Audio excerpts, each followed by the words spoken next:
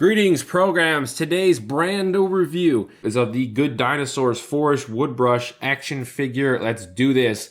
Packaging is supposed to sell you the product. This goes beyond selling the product. There's a picture of Butch here in the top right corner. Good Dinosaur, Pixar, Disney logo. Here you have a little plastic protection to show you the critter that goes on his horns. And the back is a photorealistic mountain landscape with trees, mountains, sky, green landscapes, green grass. And even below here, you can see there's greenery. And even this plastic right here, it's rock that goes up to the dinosaur. Tomy, you are incredible. On the left side here, you have Arlo and Spot, the tree behind them. Blue rock, and it's even rocky here, and it's all cut out as rock. Absolutely incredible. You have warnings here, the name Forrest Woodbush. It shows that this is a posable, articulated figure, ages 3 and up, and the brand. On the right side, you have just a bunch of grass. On the left side, you have a picture of the other two T-Rexes, Ramsey, and I forget the other one's name. So here on the top left, Good Dinosaur, Disney Pixar logo, Forrest Woodbush. Forrest Woodbush is a mysterious Striacosaurus whose horns are covered with a collection of tiny forest critters who protect him. And it's a multilingual below that. Looks French. Right down here is the critter attaches to Forrest's horns and a bunch of critters. Pretty much you have to buy all these figures to get a critter to put onto Forrest Woodbush. Down here you have Arlo, the Pteranodon. I don't remember seeing that trike in the movie. What is Stegosaurus looking like guy? And then you have like this raptor. It says collect them all in a bunch of languages down at the bottom here.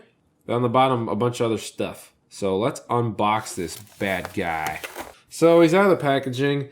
And this guy is so awesome. I noticed real quick that his head turns left and right, so I'll just keep doing the articulation. Left and right. You see that they forgot to paint this area here. That's okay. It still looks pretty good. His feet, so going front right. That's as much articulation you can get for him. Back right. That's about as much. Ooh, the belly even has some nice detailing. We'll get to that in a second. But articulation-wise, and then this is the back left. So, really cool. I will say one thing. He is a little heavy. Not too bad, though. It's hollow. Most of the weight's coming from his head.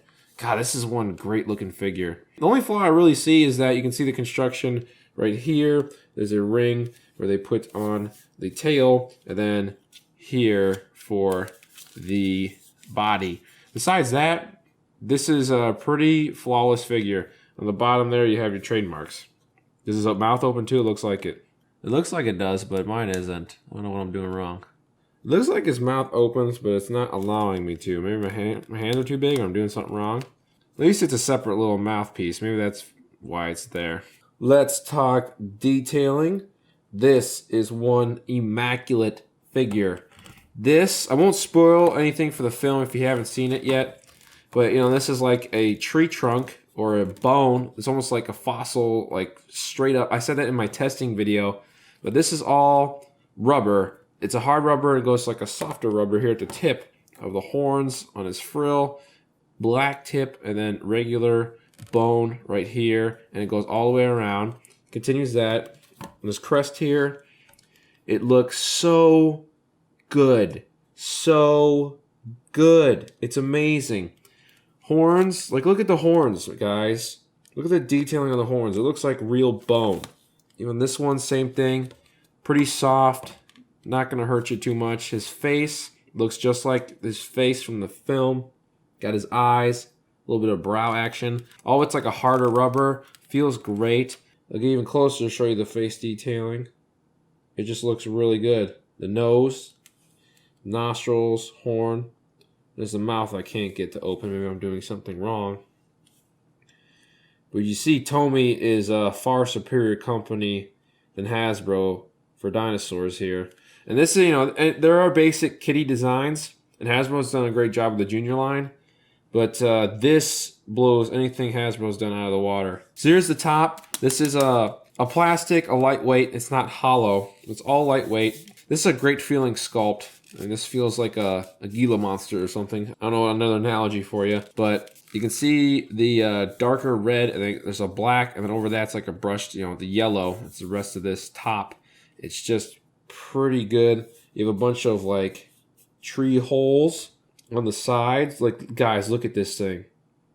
This is fantastic detailing. Look at the legs, the paint, incredible. Like black splotches, like dirt on a tree. Even included on the back tail piece here. This is fantastic, guys. Fantastic. You can see here on this other side, it's pretty much the same exact detailing. On the belly, you have some detailing like on top here. I can't believe how well they even put some detailing on the bottom. Right here, you can't see it, but those are the trademarks. They're right there, beautifully hidden. This is one great looking dinosaur. Even on the feet, like look how much attention to detail there is here. They put dirt on pretty much every single of his little paws.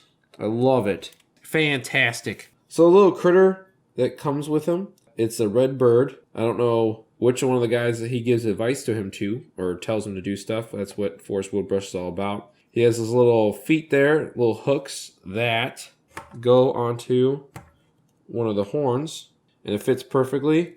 If you want him to fit even tighter, go more towards the center, because the horn is thicker in mass, he's going to fit there easier. And he does, rather than the end, which he's going to fall off of. So you have to pretty much collect all the basic action figures to have all the critters. This is the guy most wanted besides the electronic Butch. This guy's actually my favorite character. He was very funny. Probably adults will figure out why he's so funny and kids might not. But having a like Triceratops type guy is always a plus. And this is one heck of a great figure. So let's do a little bit of comparisons. All right, so here are 3 3/4, 4 1/4, and they're pretty nice in scale to one another. This doesn't look too cartoony. I'd say he's usable in a skit or wherever I decide to use him, or if you want to play with him. I think he's perfect within these JP guys. Here's Forrest with an Indominus from Jurassic World and a Kenner Raptor. And I would say he's kind of play compatible. He's not so much there, but more here maybe. But I would say he's play compatible with the Indominus vehicle. It doesn't look too bad. So with the Kenner Triceratopses here, this one looks actually kind of crappy compared to him. And he looks a little bit more too realistic than the cartoony look of this Forrest Woodbush Styracosaurus. I really can't say on the bottom of my heart any of these are play compatible. So I have the Parasaurolophus and the Stegosaurus. I actually had a funny idea. He could be in the actual Jurassic Park dinosaur universe where these are real dinosaurs. And he's just like, oh, where am I? I think I'm a little far away from home now. And you can probably make a whole new movie out of actual dinosaurs and the cartoony dinosaurs.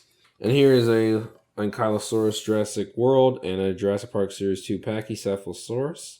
I would say the Ankylosaurus is pretty play compatible. Maybe not so much the Pachy, but it's not too bad. It's better than the Trikes. So you gotta have some predators. And here's the stupid Stomp and Strike. That's kind of play compatible, but not really. More so with the Butch. So, Forrest Woodbush, up next to the electronic Butch. These are the only 2 toys that I own from the Good Dinosaur. And they're a nice scale to one another. I like them a lot. They're great. So, what am I going to give the Forrest Woodbush action figure from Tomy out of 10 from the Good Dinosaur? I'm going to give it a 9. The only reason I cannot give it a 10 is this line there. It's just, it's the only problem with this figure. It gets a 9, gets the loved it seal of approval, as I love this character, and I love this figure. It's definitely a pickup for me. I wish I could somehow buy for like, $5 all the critters instead of making me pay money to get all the dang figures and make me spend $10 a piece to get all the critters. Thank you guys very much for watching. I'll catch you guys on the flip side.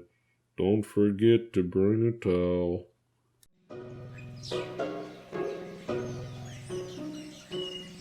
So I was the cooler, and whoa! What is that thing? I think it's dead. Why do you say that? 'Cause there's holes in it, like it's been shot.